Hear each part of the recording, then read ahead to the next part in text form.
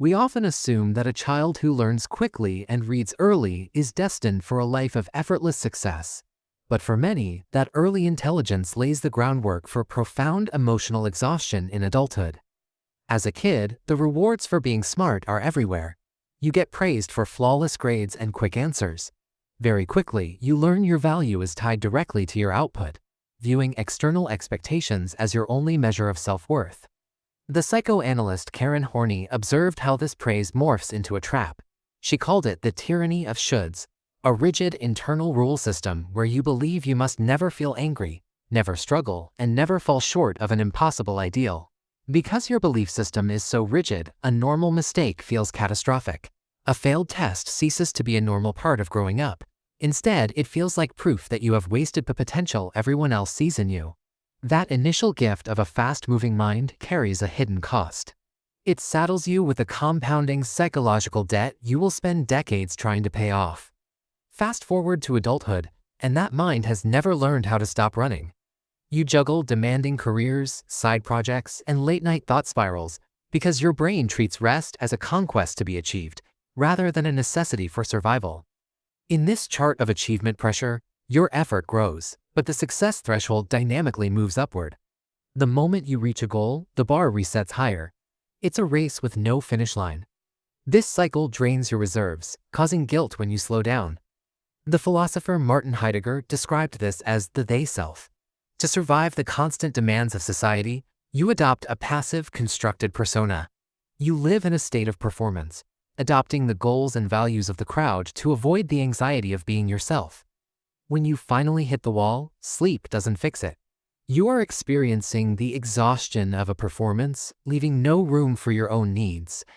Eventually, the tension snaps.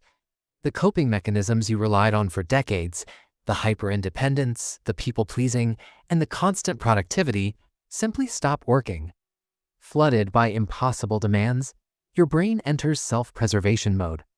To stop the sensory overload, your nervous system pulls away from the world, leading to a state of emotional numbness, where even things you love feel grayscale and empty.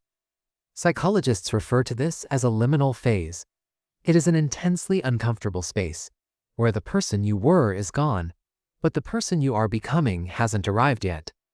People around you might mistake this withdrawal for weakness. In reality, your mind is finally resisting a version of life that no longer aligns with your truth. This burnout is the sound of your buried history screaming back at you. The masks you wore to stay safe can no longer hold the weight of the truth you spent years pushing down. To dismantle the internal rules that caused this collapse, many turn to the doctrine of anatta, or no self. This philosophy suggests that the source of your pain is the story you've created about who you are, the belief that there is a permanent core you that must be perfect to be worthy. This requires letting go of the golden child illusion. When you erase the boundaries between your worth and your external achievements, the self-criticism that fueled your burnout no longer has an anchor to latch onto. Carl Jung explored this same process through individuation. He saw it as a phase where the ego is forced to confront the unconscious, dissolving the illusions of separateness and social roles that keep us trapped in performance. Letting go of the ego is terrifying.